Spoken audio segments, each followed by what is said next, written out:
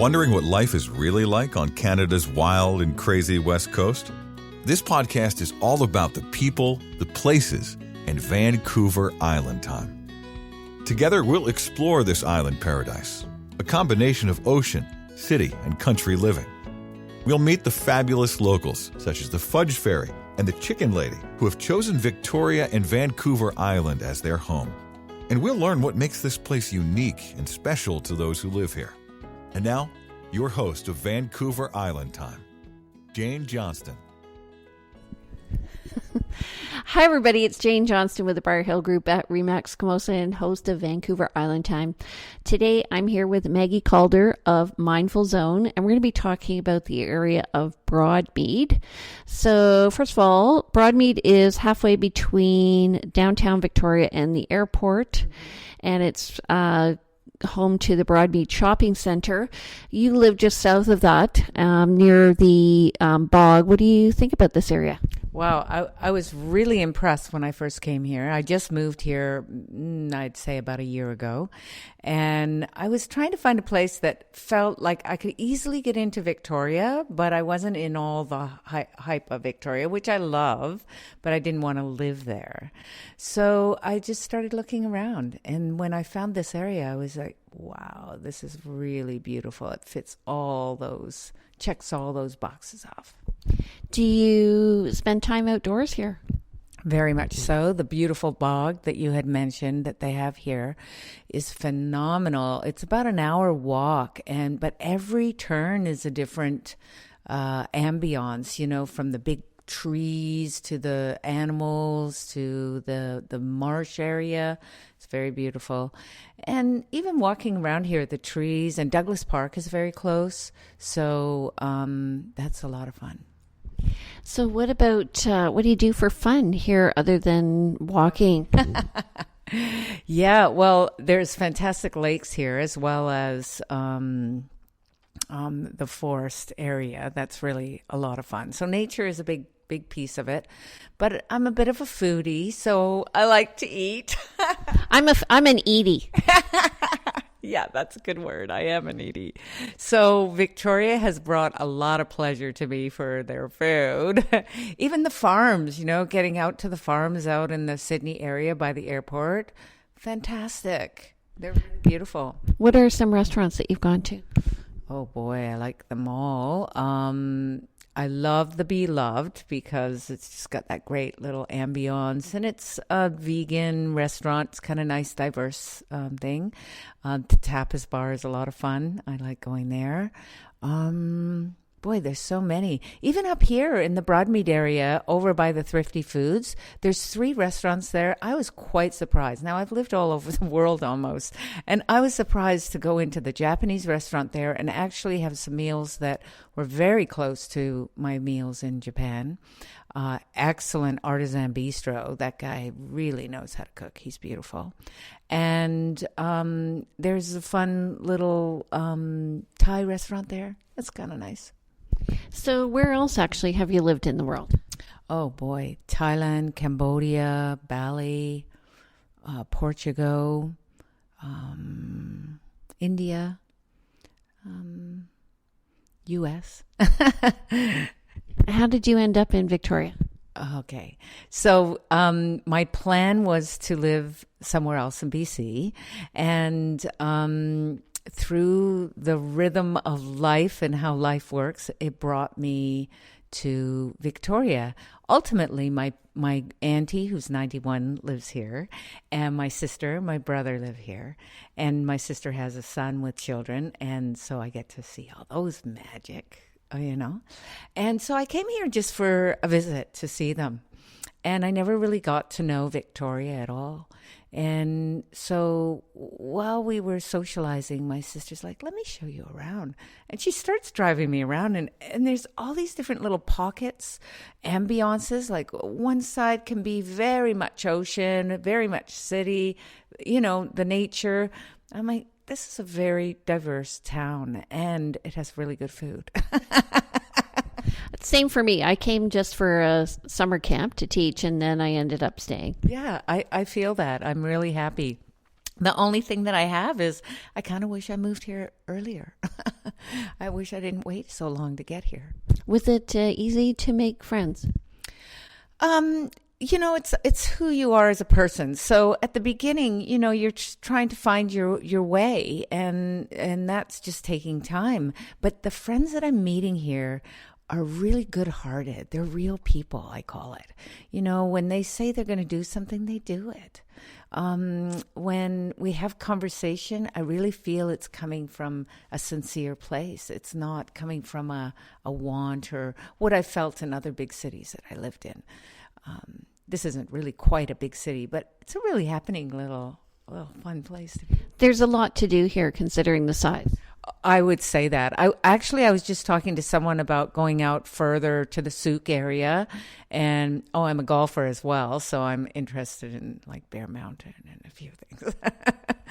And so, they were talking about like out in the Cowichan area is fantastic. There's fishing. I mean, it's abundant. You think of it, you could probably do it here. Inner tubing down the river. Of course, yeah. Yeah. What I found here when I moved here is it does have all the amenities. So it has like the fine arts, the art shows, has the entertainment now. Elton John was here, things like that. But it also is not too big. Exactly. And what I like about it is you can get areas where you feel like you're not in a city, but in 5 minutes you're in the city. You can find little pockets where you can have your picnics, which I've done before. And I had a beautiful picnic at Beacon Hill Park. I love that park. It's gorgeous. And I felt like I was really in a park somewhere. I didn't know I was in the middle of the city. And they used to have a lot of festivities in that park, but I think because the grass grows, they would let the grass grow so long. It's a bit of a fire hazard, but there are lots of things you can do. You can play rugby or cricket, or you can go to the Beacon Hill Zoo. Oh, that petting zoo. Yes, I had my 7-year-old niece come with me. Well, actually, she took me. I had a babysitting day with her, which I love, and we went to the Beacon Hill Park, and she said, "Oh, you got to come over here." And we had to wait till 5:00 at night or 5:30 or something. And I'm like, "Why are we waiting so long to go to this petting zoo?" And she said, because it's mostly goats. And if you go there, the goat run, where the goats are going into their little house at night, but you get to sit around and have all these goats run past you. It was a lot of unexpected fun for me. Yeah, and you can actually just sit there and they'll climb on your back and stuff. Oh my gosh, it was really entertaining. And the peacocks and it's just a magical place. The gardens, the flowers, and Bushart Gardens. I was over there. Oh, it's breathtaking. I can't even describe how beautiful that is. Were you at Bushart Gardens during the day or at night? Daytime. But I heard at nighttime it's very lovely. And they do fireworks sometimes or something. Yeah, in the summer they'll have a band and fireworks. Oh, okay. So there's another thing on my list to go to. And you can go skating there in the winter too. Oh, I didn't know that. Okay, that's even more fun. Have you managed to get out on the water at all? I did. My brother has a little boat, and he took me out around, and we went down a small one down the gorge or something. Is that right? And it was just so lovely. You're seeing all these lovely homes around you, and the ocean's right there. It's really great. So I row on that every morning. It's tidal. It doesn't feel like it's ocean though, right? No, it doesn't feel like it's ocean. It feels like you're in a really sweet, nice community and a sort of a sweet little lake area. It's quite subtle in there for the ocean. Yeah. Mm-hmm. It's interesting because the water's quite cold, which is the reminder. Yeah. Do you happen to go to any entertainment in the city?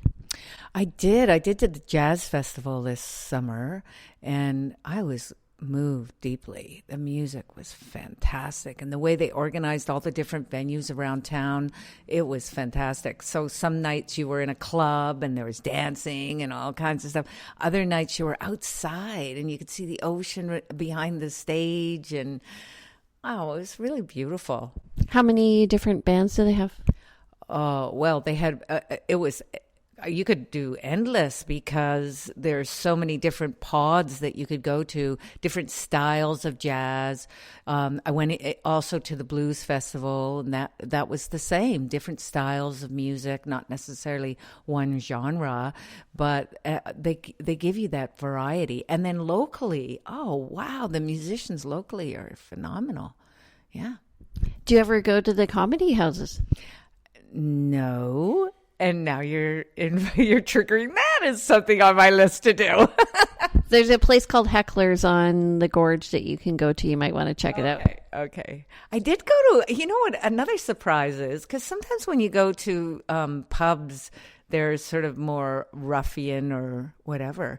And we have a lot of English-style pubs here. So to me, they're quite lovely, and they have very nice food. It's not like a takeout pub food. It's actually real food.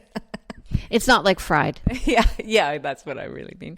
And good beverages, and often music, and some of them even have live bands. It's really great. And you know, one of the things that I really like that's here is they have open mic nights at the different venues like the Fernwood Inn and things like that.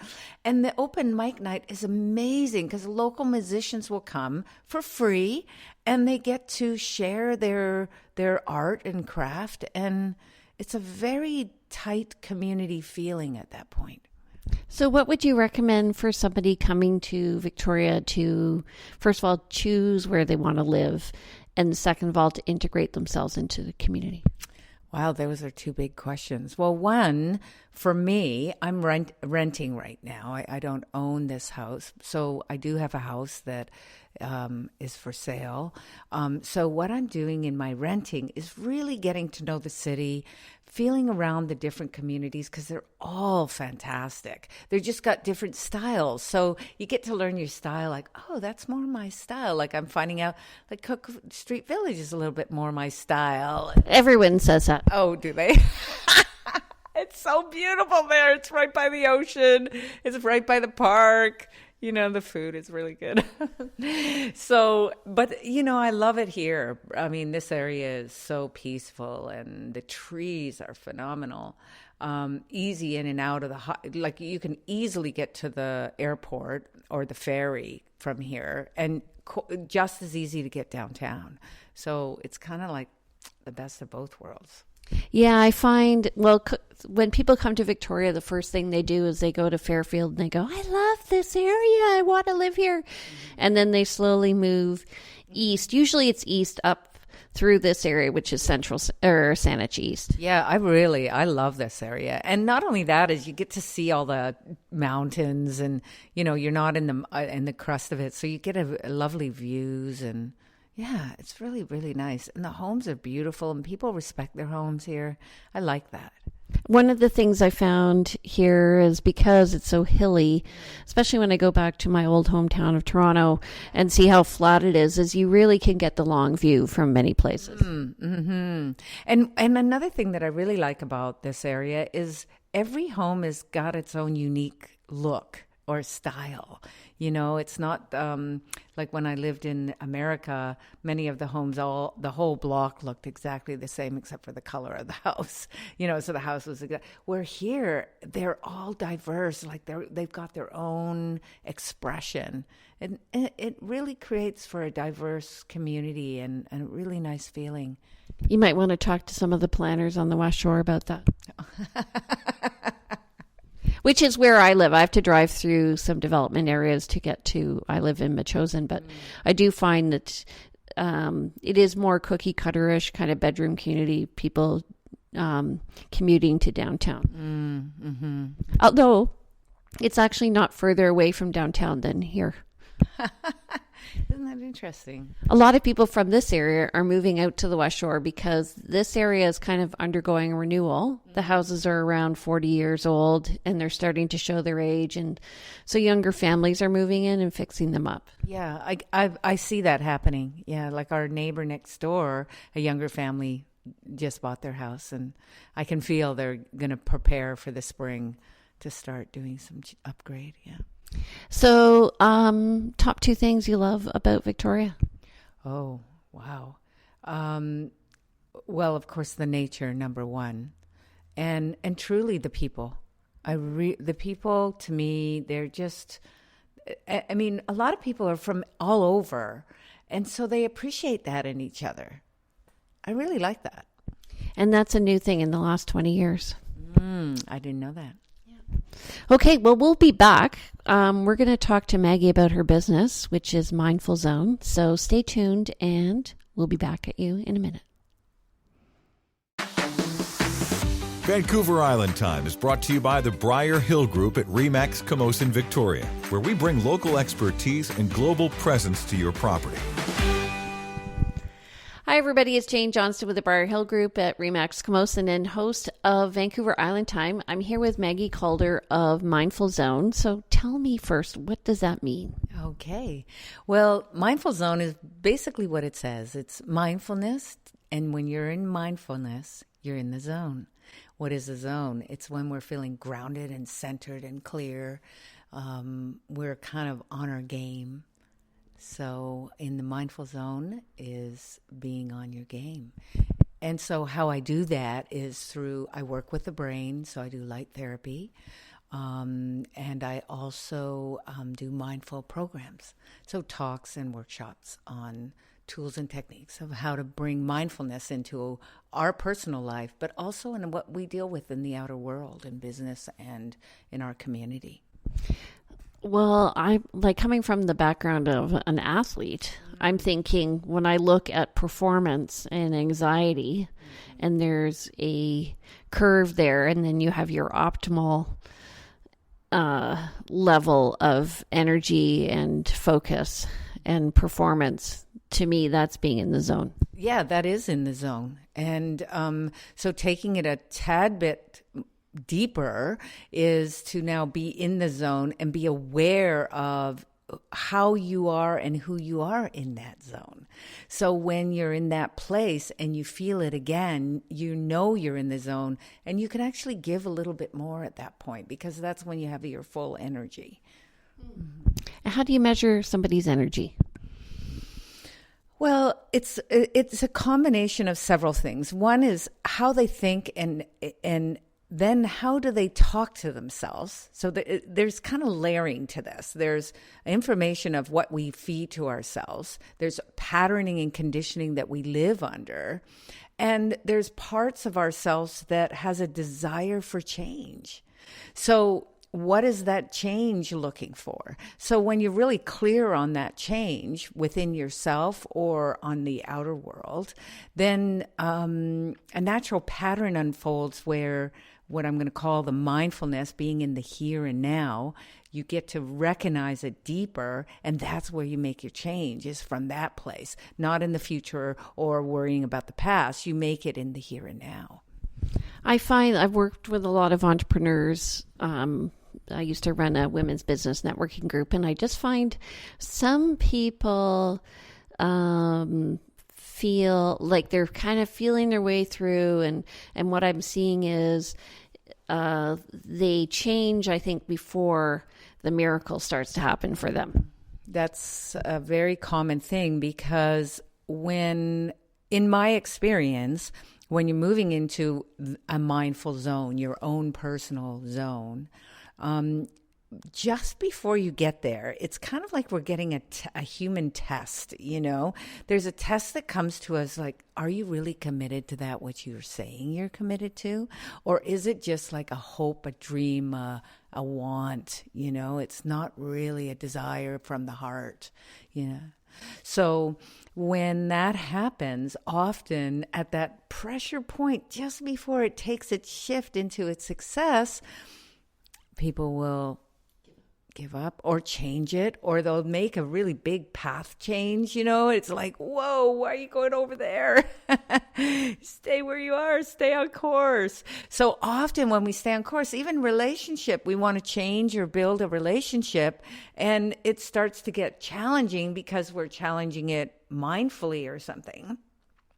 in the moment and it gets challenging, we can pull back and go, oh, I don't want to upset the person, or I don't want to upset the situation.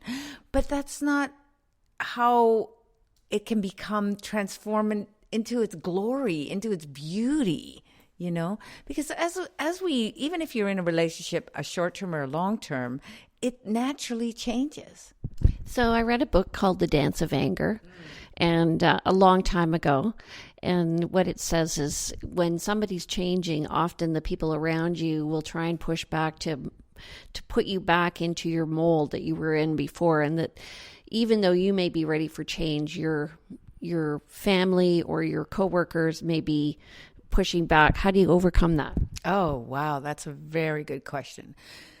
To me, it's quite simple. You take ownership for it. So say you feel inside yourself, wow, I really need to make this change. And you've sat enough with it and you make a plan what that change is.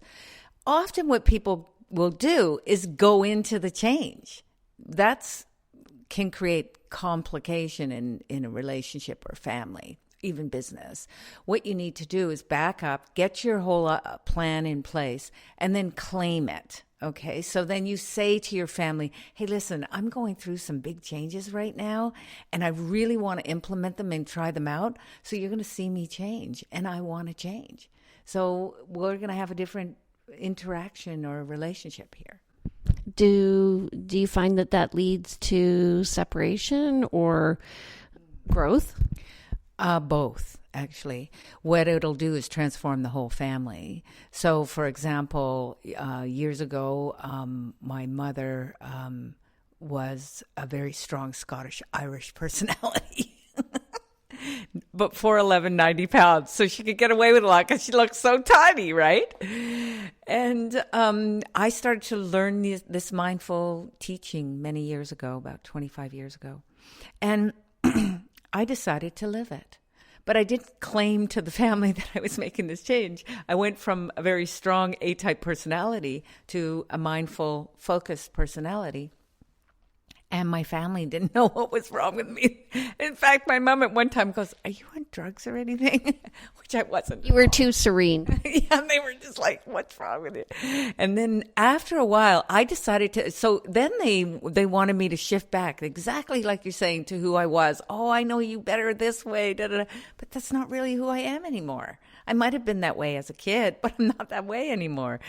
And so what had happened was over a couple of years, it took 2 years, and they started to see me change and stay that way. I didn't go back.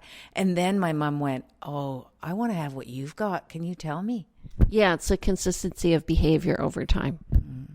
That's when you know the change has happened. Yeah, and it can be very powerful because it starts emanating out into your world. It starts changing your work environment. It starts changing your family. Beautiful things can happen. That's interesting because I found in 2014 I went to a seminar in September, and I said, it was an all-day thing, and I was the last person. It was a mastermind group, and I was the last person, and they came to me and they said, so Jane, and I'm like, I've been listening all day, and I realize I'm in the wrong place. Like where I was working was in the wrong place for my business, and I made the change. I created the plan, and it took me 4 months. Wow, that's really good. It depends on how deep the patterning is within you. So patterning and condition come from your family background, from your childhood, school, even the television world, you can get patterns from there that you develop. And so if the patterns are old patterns, they do take a little bit longer to change, but you have to just stick with it. In my work, I have seen it over and over again, not only with myself, but with my clients, of when they stay with it, it changes and it doesn't go back. Once you get in that rhythm of going, that changes the neural pathways in the brain. It changes the information of what you feed yourself, so that language inside the head changes. And then your behavior becomes, it's your natural self now. It's not the pattern anymore. It's who you are. For me, I guess one important thing was to always live with integrity. And in my teens, I decided, it was my late teens, maybe early 20s, and I just decided, okay, you know what? I'm just always going to have integrity because I don't want to lie. I don't want to have untruths. I just want to be true to myself and other people. And it's total, that one decision totally affected my whole life. Exactly. And it'll affect it over and over again. Like that's what you'll be known as, somebody who sticks to your word or somebody who says the truth. It's a difficult thing sometimes in this world. I lived in Chicago for a while and I worked with a group for a really long time because the conditioning was to lie because it kept you safe. So you could create that mystery around you. Nobody could really pinpoint you. And what had happened was over time, particularly 2 or 3 people in the group, they started to get physically ill because it wasn't their nature to be that kind of way. And so they realized to get the wellness back, they had to change that pattern. And it was really difficult because they were in an environment that had this shifting of truth, and they decided to stick to the truth so they could have their wellness back. Well, once you lose your wellness, you don't have anything. It's a powerful thing. So who's your ideal client? Anyone who I've worked with people. I've done at least 10,000 hours in light therapy with the brain. So I've worked with writers. I've worked with depression. I've worked with I've worked with the Army Hospital. I've worked with the cancer societies in Amsterdam and Chicago and in Vancouver. And it's anyone who has a desire to have a really deep, good connection in the brain, like brain wellness. And anyone who has a desire to live in a mindful. What is mindful? Mindful is in the here and now. Mindful is living your truth. And mindful is accepting life without judgment. Not that you accept it and you go, oh, I'll just put up with it. That's a whole different ball game. It's accepting it as it is, but knowing it through mindfully where you can make adjustments to it. And so do you have to surround yourself with people who are also mindful? I prefer to be with people who are mindful because it becomes a flow and ease and joy. When you're mindful, joy is far more present than frustration or depression or anxiety. Do you think luck is too? Well, it's kind of like that magnet thing, like when you're mindful and your natural joy comes up, you become like the magnet that people want to be around. People want to be part of it. So, yeah, if you want to use the word luck, yeah, it does do that. But it's just that you're moving more into a natural joy. People feel real, like you're real. Yeah, I'd like I find when people say to somebody else, oh, you're lucky, I always think that wasn't luck. That was hard work and perseverance and focus and recognizing opportunities and moving in, like when they get to a place where they have to make a decision, making the decision that's going to move them forward. That's true. I mean, it is hard work. I came from the way I live now. My life is great. I love my life. I love the people in it. I love my choices. Every day I wake up happy. I very rarely find moments where that is not present. And people are like, oh, you're so, like, they'll say that to me. Oh, you're so lucky. It's like, no, I had hard work. Now, as much as I come from a very beautiful, loving family, they also were tough Scottish Irish people. I was born in Scotland. They rode motorcycles. They were hardy, the old 1970s toughies, So I came from what today would be a very challenging background and a very tough background. So to move into that softness did take work and energy. And a lot of people perceive it as weakness. Which is the opposite. Yeah, they perceive it as weakness because it doesn't need to take, it doesn't need to have. When you're mindful, being in the moment is enough. So other mindful places are usually fear and desire. Is usually what happens is people will move into some kind of I want, or I have to do this because I'm afraid or something. Where when you move into mindful, it's in the moment and it is what it is here now, and I deal with it now. Okay, so we're coming to the end. I know we have a lot to discuss, but how do people get in touch with you? They can contact me. I have a home office here in the Broadmead area. So they can contact me at www.mindfulzone.ca, and that's one L in the mindful. And my number is 250-888-5814. Okay, so if you want more information from Maggie, contact her. If you want more information about the Broadmead area, contact me. I'm Jane Johnston with the Briar Hill Group at RE/MAX Camosun. Have a great day. Welcome to the neighborhood. We hope you have had some insight into West Coast living. If you know of someone or someplace that should be highlighted in our podcast, we'd love to hear from you. Please go to VancouverIslandTime.com and click on our Connect button. See you next week on Vancouver Island Time with Jane Johnston.